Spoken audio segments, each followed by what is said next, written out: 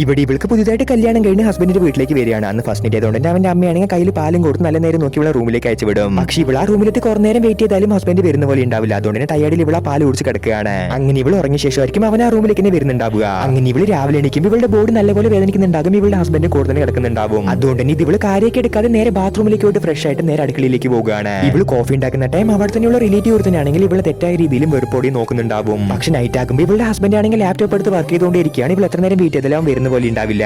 ഇവൻ ആ ബെഡിൽ വന്ന് കിടക്കുന്ന തന്നെ ഇവൾ ഉറങ്ങിയ ശേഷമായിരിക്കും. അങ്ങനെ ദിവസങ്ങൾ കടന്നു പോകുകയാണ്. ഇവളാണെങ്കിൽ പ്രഗ്നന്റ് ആകും. ആ ദിവസം നൈറ്റ് ഇവൾ വെള്ളം കുടിക്കാനായിട്ട് താഴെ വരികയാണ്. പക്ഷെ അപ്പോഴായിരിക്കും ആ റിലേറ്റീവിന്റെ റൂമിൽ നിന്ന് എന്തോ സൗണ്ട് കേൾക്കുക. സോ ഇത് ഇവൾ ചെക്ക് ചെയ്യാനായിട്ട് ആ റൂം ഓപ്പൺ ചെയ്താൽ അവിടെ ഇവളുടെ ഹസ്ബൻഡും ആ റിലേറ്റീവ് ഫിസിക്കലായിട്ട് ഒന്നായിരിക്കുന്നുണ്ടാവും. ഇവൾക്കത് വിശ്വസിക്കാൻ കഴിയുന്നില്ല. ഇപ്പോഴായിരിക്കും ആ ഹസ്ബൻഡും സത്യങ്ങളെല്ലാം പറയാൻ തുടങ്ങുക. ആക്ച്വലി ഇവന് ഗേൾസിന് മേലെ ഇൻട്രസ്റ്റ് ഉണ്ടാവില്ല. ഇവന്റെ പേരൻസിന്റെ നിർബന്ധത്തോടെ ആയിരിക്കും ഇവൾ കല്യാണം കഴിച്ചിട്ടുണ്ടാവുക.